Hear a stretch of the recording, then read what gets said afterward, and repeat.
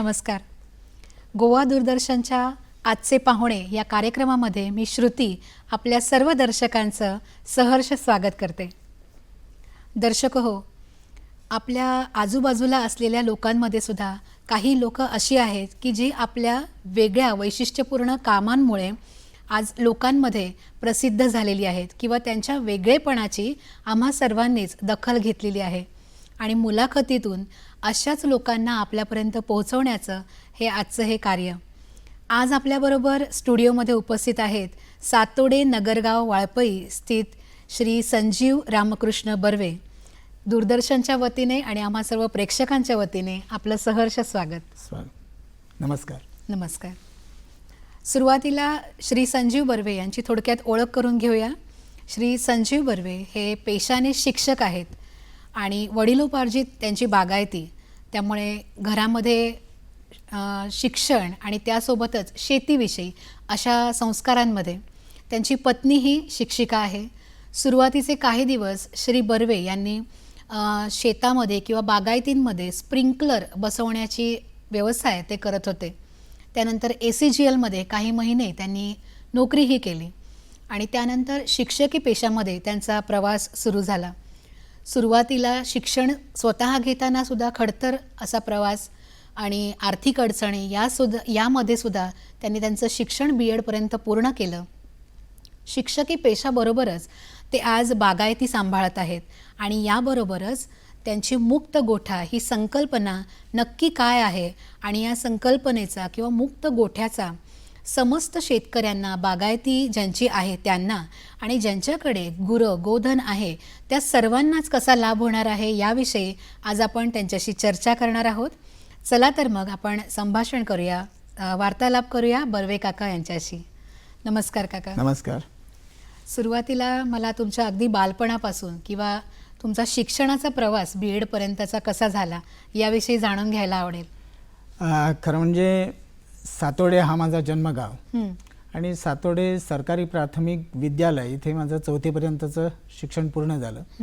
वडील माझे प्राथमिक शिक्षक आणि त्यानंतर 5वी ते 10वी हे Our Lady of Lourdes high school Valpoi इथे मी माझं शिक्षण पूर्ण केलं. 11वी 12वी गव्हर्नमेंट हायर सेकंडरी वाळपईला पूर्ण केलं आणि BCom कॉलेज मी साखळी, जे पहिल्यांदाच गव्हर्नमेंट कॉलेज स्थापन झालं होतं आणि वॉज द फर्स्ट बॅच. आणि त्याच्यानंतर 1994मध्ये मी अण्णामलाई युनिव्हर्सिटीतून BEd पास केलं आणि त्यानंतर मग तुम्हाला मी सांगितलं तसं की मी धंद्यात होतो. पण काही कारणास्तव नुकसानीत गेल्यामुळं 1999मध्ये मी पार्टनरशिप सोडली. SP एंटरप्राइजेस म्हणून आज खाडीलकर त्याचे मालक आहेत, त्यांच्याबरोबर मी पार्टनरशिपमध्ये होतो. आणि त्याच्यानंतर 1999 सोडल्यानंतर 2000 ते 2001 या 2 वर्षात मी फक्त तुम्ही उल्लेखलेल्या त्या जागेत राबलो. त्या अगोदर धंद्यात असल्या कारणाने लोकांचे स्प्रिंकलर किंवा पंप बसवण्यासाठी जे काय पैसे मिळवण्यासाठी काहीतरी करायला पाहिजे, त्याच्यामुळे लोकांच्या पाईपलाईनही मारल्या, पंपही बसवले, स्प्रिंकलरही बसवले, पण तरीसुद्धा जशी आवक म्हणावी तशी कधी झाली नाही. पण त्यानंतर आपल्या जमिनीत काहीतरी करावं यासाठी मी 2 वर्ष सतत राबून माझी स्वतःची बागायत निर्माण केली. वा. हो. म्हणजे वडिलोपार्जित होतीच, म्हणजे बागायती शेती ही चालत होती, पण त्यामध्ये तुम्ही निरनिराळे प्रयोग करून किंवा त्याच्यामध्ये वैविध्यता आणून आणि ते सुद्धा हे शिक्षकी पेशा सांभाळून सगळं केलं. हो. आता या बागायतीत आम्ही माडी म्हणजे पोफळी, सुपारी म्हणतात त्याला, माड, काजू, त्याचप्रमाणे मिरी याची लागवड मी केलेली आहे. आणि त्याला जोडून मी म्हशी पाळतो. म्हशींची आवड अगदी लहानपणापासून, म्हणजे सातोड्यात जन्मापासूनच आमच्या घरात म्हशी आणि गायी होत्या. आणि या जमिनीत मी 1987 सालात आलो. जिथं मी आता जमीन वसवले तिथे मी 1987 सालात आलो. तिथे पूर्ण अटव्य रान होतं. एक झोपडी बांधून मी आणि माझी आई तिथे राहिलो आणि म्हणजे लाईट किंवा रस्ता काही नाही. हं. फक्त 3 चिमण्या आणि एक झोपडी, मी, आई, एवढेच आम्ही राहायचो. अशी 3 वर्ष काढली आणि त्याच्यानंतर मग थोड्या मातीच्या भिंती घातल्या आणि 1990मध्ये तिथे पहिल्यांदा विजेचा बल्ब पेटला. बापरे, काय काय वय असेल तेव्हा तुमचं? तेव्हा माझं वय 20. हां. हो, तिथं आल्यावर आज मला 37 वर्ष झाली. हं. पण त्याच्यातली 7 ते 8 वर्ष धंदा आणि इतर कारणामुळे लोकांची कामं करण्यात किंवा असं म्हणा लोकांचे कॉन्ट्रॅक्ट घेतल्यावर ती पूर्ण करणं जबाबदारी असते. त्याच्यामुळे जमिनीकडे वेळ देता आला नाही. पण खरं कारण जमिनीशी निगडीत ही माझी आई आणि माझे दादा म्हणजे वडील. आई मला त्या रानात घेऊन गेली. मला फक्त विचारलं तिनं की तू राहशील का इथे. मी तिला एवढंच म्हणालो की तू जर माझ्याबरोबर राहत असेल तर मी राहायला तयार आहे. आई आमची राहिली. त्याच्यानंतर आम्ही हळूहळू माझ्या हातानं काय होईल ते काम करत राहिलो. पण एखाद्याला आम्ही म्हणजे भूमिपुत्र म्हणतो, तो भूमिपुत्र म्हणजे माझे वडील. 1975चा माझा जन्म 1970मध्ये. साधारण 1975 ते 2019 असं त्यांचं 2019मध्ये गेले ते. पण साधारण 2015 सालापर्यंत या माणसाच्या हातातली कुदळ म्हणजे खणण्याची हे असते, कुदळ आणि फावडा कधीच बंद झाला नाही. माझा मोठा भाऊ आमच्या जन्मगावी राहतो. तिथे साधारण 2-1 हजार माड्यांचं माडी म्हणतो आम्ही सुपारीच्या झाडाला, पोफळीला. तर तिथं ते सगळं कुळागर या माणसानं स्वतः उभारलेलं आहे. तिथं कुठेही गड्याचा वापर झालेला नाही. वा.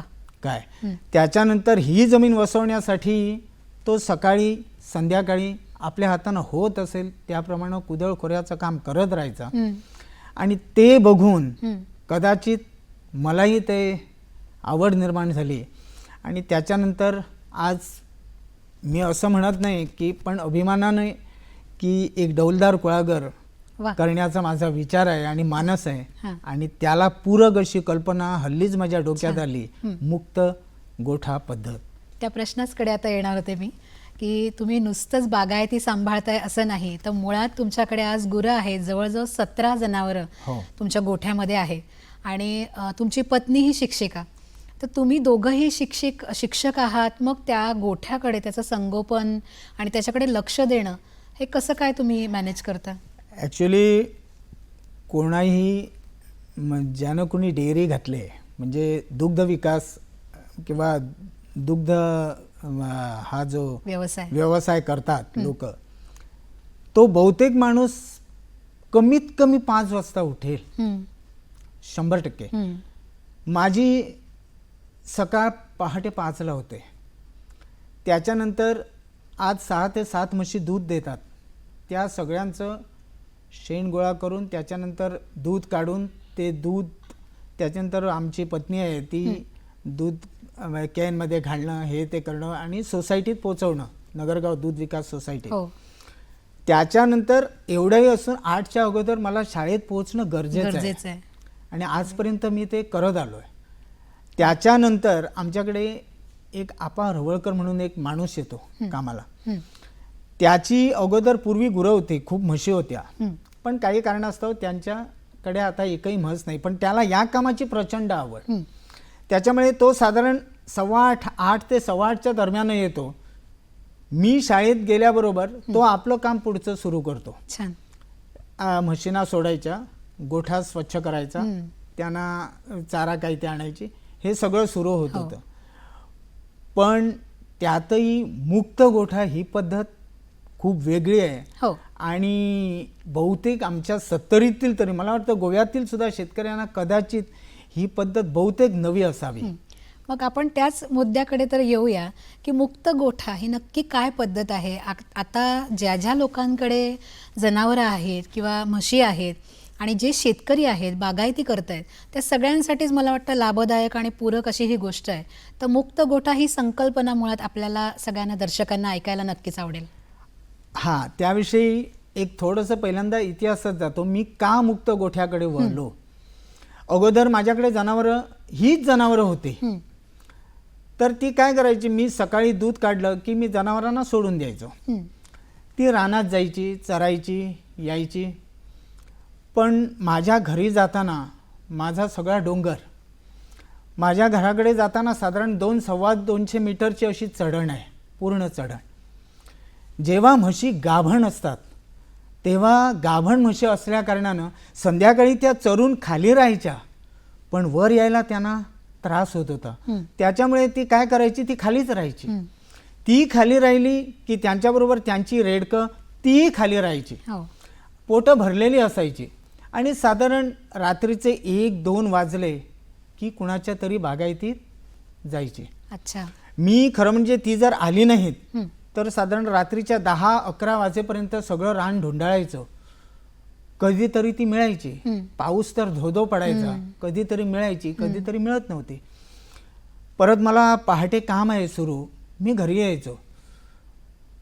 पण अनेक वेळा काय व्हायचं की जेव्हा ती लोकांच्या बागायतीने जायची, त्यांच्या बागायतीचं नुकसान करायची, काजू मोडायच्या किंवा ह्या तत्सम त्रास काय? हो, तत्सम केळी मोडायच्या.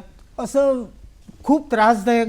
आणि कसं आहे, प्रत्येक शेतकरी आपापली कुंपणं करून काहीतरी धडपड करत असतो आपलं उत्पन्न वाढवण्यासाठी. बरोबर आहे. एखादी केळी लावली आणि माझ्याच मशीनी जर ती मोडली तर त्याचं नुकसान काय आहे हे मला समजतं. खरंय.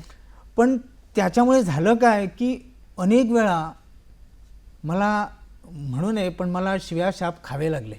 खरंय. म्हणजे इवन रात्रीच्या 1:30 वाजता सुद्धा मला फोन यायचा, अरे संजू तुझ्या म्हशी आंगायल्या वराना ना झाल्या, आम्ही बाहेर बाहेर विकतले किंवा आम्ही काहीतरी त्यांना दुखापत करू, असे फोन वगैरे यायचे. आणि असं बऱ्याच वेळा व्हायला लागलं की माझ्या म्हशी घरी येतच नव्हत्या, पण लोकांच्या कष्टाने जायच्या, लोकांच्या शिव्या खायच्या, नाहीतर अशा धमक्यावणी किंवा फोनवर रात्री अपरात्री, किंवा ते रात्रीचे घेऊन यायचे म्हशी 2-2:30 वाजता.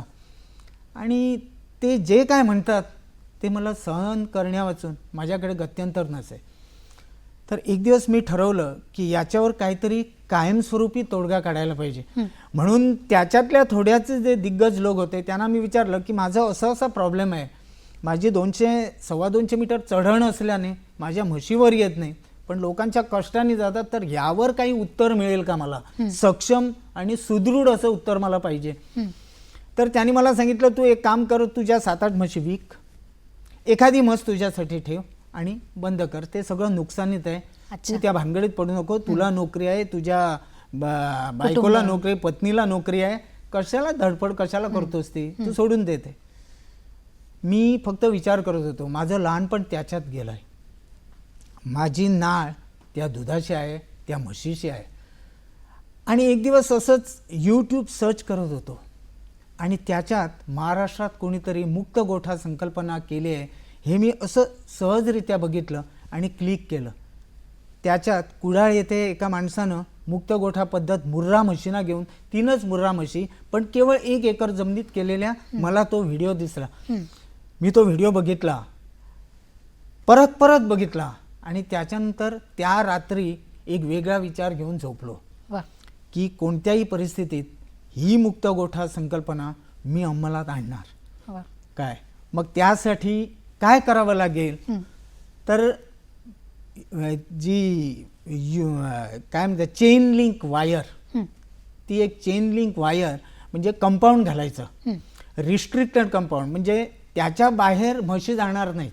अच्छा. काय म्हणून मी काय केलं की माझी एक साधारण 3000 स्क्वेअर मीटर जमीन मी सिमेंटचे खांबे घातले आणि चेन लिंक तार सगळ्याला ती जाळी मारली. मग आता कसं आहे, जेव्हा म्हशी ह्या गवारेडा म्हशी या सगळ्या एका वर्गात येणाऱ्या, त्यांची कातडी जी असते ती काळी आणि जाड असते, त्याच्यामुळे त्यांना उष्णता खूप, त्यांची आवड कशात आहे हे शोधून काढणं खूप महत्त्वाचं होतं. त्याचबरोबर त्यांचं पोटही भरलं पाहिजे आणि त्यांना मुक्त गोठ्याचा आनंदही मिळाला पाहिजे, असं तो दुहेरी हेतू.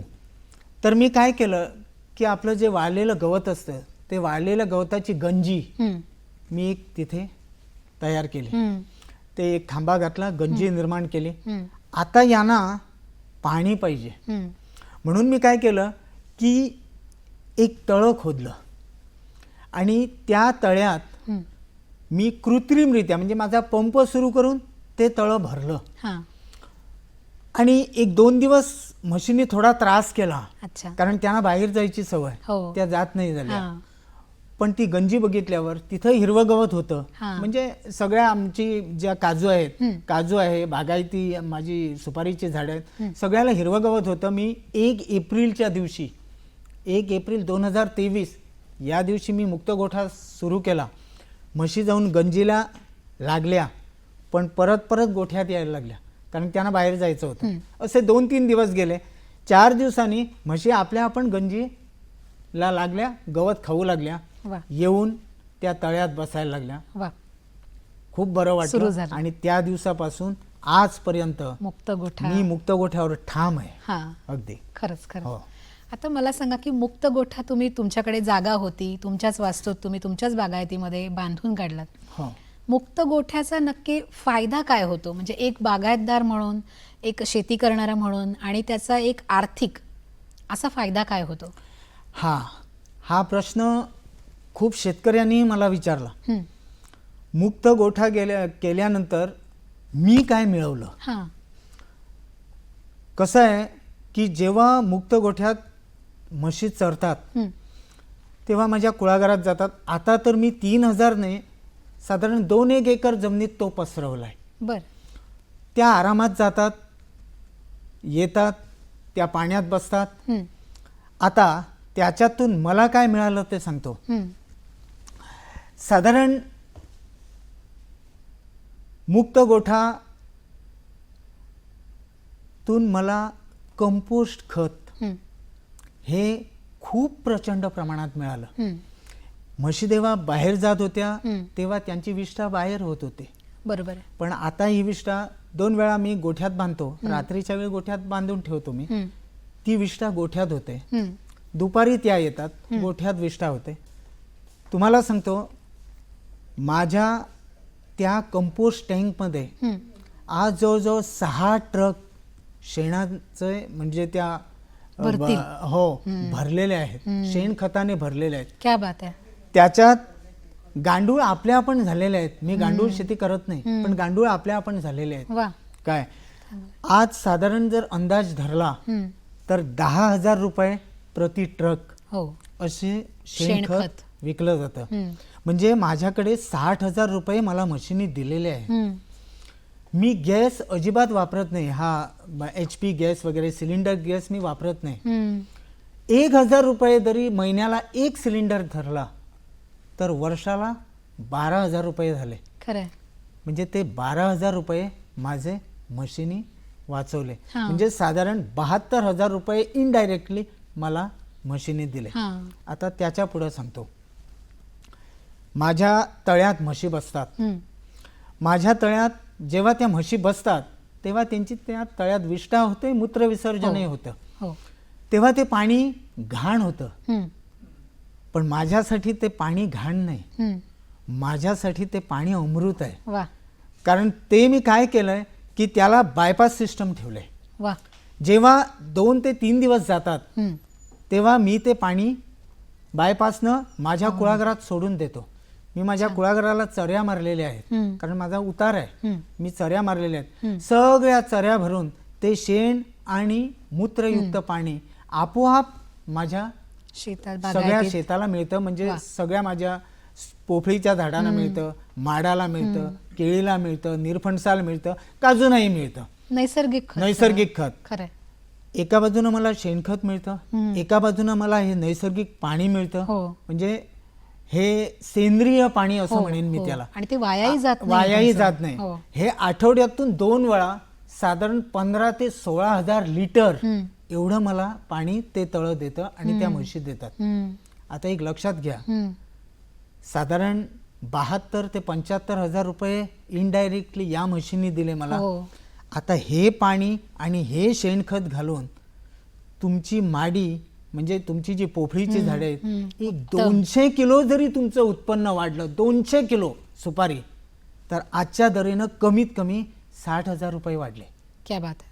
मग निश्चितच. एवढं माझ्या म्हशी मला देतात. त्याच्यात दुसरी अजून एक मला त्याच्यात फायदा आहे. माझ्या म्हशी माझ्याच एरियामध्ये चरतात, माझ्याच बागायतीत चरतात. मला वीड कटर मशीनाची गरज नाही, मला पेट्रोलची गरज नाही. त्याच्यामुळे प्रदूषणही वाचतं, पेट्रोलही वाचतं. आणि तिथं जो मी साधारण 15 ते 20 दिवस 2 माणसं वापरत होता ती माणसंही मला वापरायची गरज नाही. आज साधारण 700 रुपये प्रति माणूस, हो 1400 रुपये जरी धरले, मजुरी आहेच. 10 दिवस जरी त्यांच्यानी काम केलं तरी 14 दुणे 28,000 रुपये झाले. आणि पेट्रोलचे साधारण एक 5,000 रुपये जरी धरले तरी 28 आणि 5 33,000 रुपये इनडायरेक्टली परत मला वाचतायत. मशीनी दिले. निश्चित. म्हणजे असा जर हिशोब आपण काढला तर साधारण 1.5 लाखावर माझ्या म्हशी मला देतात. मग मुक्त गोठा संकल्पना ही निश्चित फायद्याची आहे. अप्रतिम आहे. खरंच खरंच. म्हणजे आज ह्या सगळ्या आपल्या मुलाखतीचा सार तर मी याच्यात म्हणेन की प्रत्येक बागायती करणाऱ्यांनी, शेती करणाऱ्यांनी ही मुक्त गोठा पद्धत जर आचरण केलं किंवा आपल्याही एरियामध्ये जर अशी केली तर निश्चितच त्यांना लाभच होणार आहे. नक्कीच होणार. म्हणजे नफा आर्थिक याही बाबतीत आणि आपल्या बागायतीलाही त्याचा एक पूरक भाग नक्की. सेंद्रिय खत मिळतं आहे. हो. आणि त्या खर्च म्हणजे त्या खतावर तुमचा पैसाही वाचतो आहे. नक्कीच. तर निश्चितच. आणि तुमच्या छान म्हशी त्याचा आनंद घेतायत.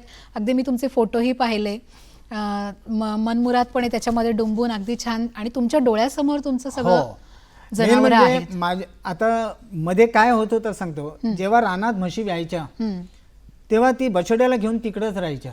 मग 1 दिवस 2 दिवस 3 दिवस 4 दिवस झालं तरी म्हशी यायच्या नाही. तो बछडा जेव्हा धावायला लागायचा तेव्हा ते हाताला मिळत नव्हत्या.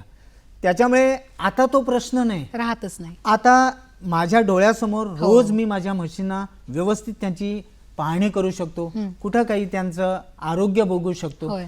त्याच्यानंतर त्यांचं डिवर्मिंग असेल तर ती त्यांची ट्रीटमेंट मी त्यांना डॉक्टरांकडे करू शकतो. वा. आणि रोज माझ्या डोळ्यात देखत असल्या कारणानं त्याचा आनंद हा विरळा असतो. तो मी रोज घेतो, सुखानं झोपतो. खूपच छान. काय सर्वार्थाने फायद्याचा असा हा मुक्त गोठा ही संकल्पना आहे. आणि मला वाटतं गोव्यात तुम्ही राबवताय आणि आपल्या सर्वच बागायतदारांनी याच्यातून आदर्श घेऊन सगळ्यांनीच ही राबवावी अशी संकल्पना. हो. याच जोडीला मला हेही माहिती आहे की तुमचं निरीक्षणही फार सुंदर आहे, फार उत्तम आहे. आणि चपकलपणे तुम्ही प्रत्येकामध्ये असलेले गुण अवगुण हेरता. तुमच्या आजूबाजूला जी काही व्यक्ती आहेत, मंडळी आहेत, तुमचे नातेवाईक आहेत, त्या सगळ्यांमधलं व्यक्तिचित्रण तुम्ही हेरलत आणि तुम्ही लिखाण सुरू केलं. सुरुवातीला हा प्रवास तुमचा फेसबुकवर चालू राहिला आणि तुमच्या वाचकांनीच तुम्हाला विनंती केली की याचं एक पुस्तक होऊ दे. आणि त्यानंतर तुमची काही दिवसांमध्येच 2 पुस्तकं स्वतःची प्रकाशित झाली. तर त्यांचं एक पुस्तक आहे प्रतिबिंब नावाचं, की जे व्यक्तिचित्रण आहे, ज्यामध्ये अनेक व्यक्तींचं अगदी सपकल वर्णन त्याच्यामध्ये केलेलं आहे. बारकावे त्यात त्यांनी हेरलेले आहेत, त्यातनं त्यांनी काय शिकलं हे सांगितलेलं आहे. आणि अर्थातच दुसरं आहे ते त्यांचं नाट्यलेखन, म्हणजे एका नाटकाची संहिता आहे की ज्याचं नाव आहे तुळशीपत्र. आणि ती मला वाटतं स्पर्धेसाठी सुद्धा उतरली होती. गट नाट्य स्पर्धेसाठी. आणि ती प्रेक्षकांनी खूप वाखाणली, खूप छान प्रतिसाद दिला. तर हा एक लेखक म्हणजे मला असं वाटतं की तो कुठेतरी जाणीव तुमच्या मनामध्ये, संवेदना ही कुठेतरी आहे की जी तुम्हाला लेखनाला प्रवृत्त करते आहे. ॲक्च्युली खरं तर लेखन माझ्याकडे आहे हे मलाच माहीत नव्हतं. पण त्याच्यासाठी ही जी आमची जो बेस पॉइंट आहे मुक्त गोठा संकल्पना, त्याच्यातल्या म्हशी, त्यातलीच एक म्हस त्याच्यासाठी कारणीभूत ठरली. त्याचं नाव होतं मेसे. 25 वर्ष म्हस ती जगली. आज जे काय वंशज आहेत ते तिनं दिलेले वंशज आहेत. 50% मुर्रा क्रॉस झालेली म्हस ती. पण त्या म्हशी, एवढी ती म्हस गुणी होती की त्या म्हशीमुळे मी सहज एक दिवस फेसबुकवर थोडंसं लिहिलं, कारण ती बरी नव्हती खूप. आणि मला असं वाटलं की मी बहुतेक मुक्त हिला, पण जेणेकरून डॉक्टरनी मदत केली, ती बरी झाली. पण त्या ओघात जे काही शब्द आले ते मी शब्द फेसबुकला घालून टाकले. त्याला एवढा प्रतिसाद मिळाला की माझे तेव्हा काय एवढे मित्र वगैरे नव्हते, पण तरी सुद्धा साधारण 27-28 प्रतिक्रिया आल्या आणि त्याच्यानंतर मला अनेक जणांनी सांगितलं की बेटर यू राईट समथिंग. खरंय, कीप रायटिंग. हो, कीप रायटिंग. त्यानंतर मी असा विचार केला की माझे पु ल देशपांडे प्रचंड आवडीचे लेखक, व्यक्ती आणि वल्ली मला वाटतं 5 ते 6 वेळा वाचणारा माणूस मी. त्याच्यानंतर गारंबीचा बापू श्रीना पेंडसे आहेत किंवा वसंत शांताराम देसाई आहेत किंवा हल्लीच अजून एक तुलाही सांगेन मी, ते पुस्तक वाच, ती व मी असं पुस्तक भवरलाल जैन यांचं आहे, सुंदर पुस्तक आहे. पण त्याच्यात भावलेलं म्हणजे व्यक्ती आणि वल्ली. त्याच्यातले नारायण म्हणा किंवा हरितात्या म्हणा किंवा रावसाहेब म्हणा, ही मला खूप आवडलेली. आणि माझ्या डोळ्यासमोर ते चालू असताना चटकन ज्या माणसानं मला नाटकात उभा केला किंवा ज्या माणसानं मला नाटक शिकवलं, ज्या माणसानं मला समाजात कसं वागावं ह्याचं ज्ञान दिलं, ते खाडीलकर आजोबा. म्हणजे मी जे उल्लेख पहिल्यांदा केला 1992 मध्ये मी पार्टनरशिपमध्ये होतो, SP एंटरप्राइजेस खाडीलकर त्यांचे वडील, तेही प्राथमिक शिक्षक होते. हरहुन्नरी व्यक्तिमत्व 1987 मध्ये पहिले राष्ट्रीय पुरस्कार विजेते शिक्षक ते. तर त्यांच्यावर मी पहिला लेख लिहिला आणि त्या लेखानंतर माझ्या स्वतःच्या वडिलांवर लिहिलं, आईवर लिहिलं आणि मग ते चालूच आहे. आणि आता आजही पुस्तकं आजही चालू आहे. आणि मला वाटतं तुम्ही कविताही लिहिलेल्या आहेत, त्याच्यावरही काहीतरी आगामी येईलच कविता संग्रह. आता सध्या तुळशीपत्र नाटक अ गट नाट्य स्पर्धेसाठी लिहिलंय. दुसरं नाटक अ गट नाट्य स्पर्धेत 57वी स्पर्धा असेल ती, त्याच्यासाठी नक्की परत दुसरी कविता माझी तयार असेल. It is in the pipeline, म्हणजे लिहिणं चालू आहे. मला खात्री आहे की ते प्रेक्षकांना नक्कीच आवडेल. मला एक शेवटचा प्रश्न तुम्हाला असा विचारायचा आहे की आता तुम्ही दुग्ध व्यवसायाचा जो उल्लेख केला, शेतीला पूरक असलेला आणि ज्यांच्याकडे पशुधन आहे, तर त्या दुग्ध व्यवसायासाठी किंवा आत्ता तुमच्याकडे जी जनावरं आहेत त्या सगळ्या तुमच्या कामासाठी पशुसंवर्धन खात्याकडून तुम्हाला काही आर्थिक योगदान किंवा आर्थिक मदत असं काही मिळतं का? नाही, पशुसंवर्धन खातं आर्थिक मदत वगैरे असं नाही, पण जेव्हा आमची जनावरं आजारी असतात तेव्हा ती त्यांचे व्हेटरनरी असिस्टंट किंवा डॉक्टर्स वगैरे असतात, ते येऊन ट्रीटमेंट आमच्या गोठ्यात येऊन करतात. मी आमच्या पंचायतीपुरतं बोलतो. आमच्या नगरगाव पंचायतीमध्ये एक व्हेटरनरी असिस्टंट आहे, तर फोन केल्यानंतर ते येतात. पण मला एक इथं या माध्यमातून सांगायचं आहे की नगरगाव पंचायत म्हणजे पंचायतीपुरतं मर्यादित एकच माणूस तो अपुरा आहे. खरं म्हणजे कसं आहे की पशुसंवर्धन खात्याचे कर्मचारी हे इमर्जन्सी असतात आपणाला, कारण कधी 12-1 वाजता रात्री सुद्धा यायची मस झाली आणि काही अडचण आली तर आम्हाला त्यावेळी ते मिळत नाहीत किंवा अडचण असते, उपलब्ध होत नाहीत. तर माझं काय म्हणणं म्हणजे मी कसं तुलना करतो सांगतो.